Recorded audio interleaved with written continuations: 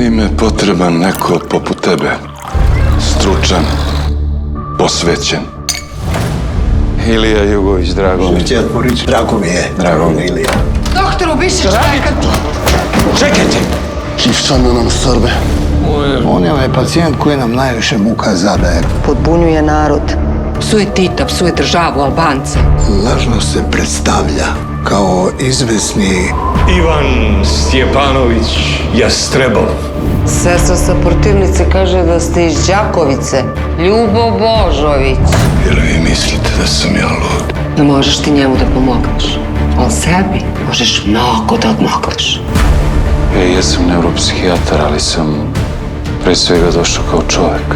Danas morate biti prvo drug, pa onda čovjek. Nema vam više Rankovića i Pendreka. Loši đaci šegrti postali su jedina pamet. Bolje da bežimo iz ove nesreće. Nećeš se ti još glave dugo nanositi. Ljubo Božović ne prodaje kuću. Znam, doktore, će Rusija ponovo postati Rusija, a Kosovo ponovo srpsko. Ovdje se radi o velikoj srpskoj propagandi koju ćemo mi dajem vam bešu stati na rep.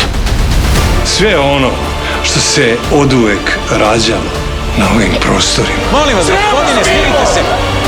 Rađalo se sa refleksom kosovske krvi. Moraš popustiti. Uterat ću ja vama bratstvo i jedinstvo Pendrekom. E to je ono što se ne može ukrasti. To niko ne može oteti.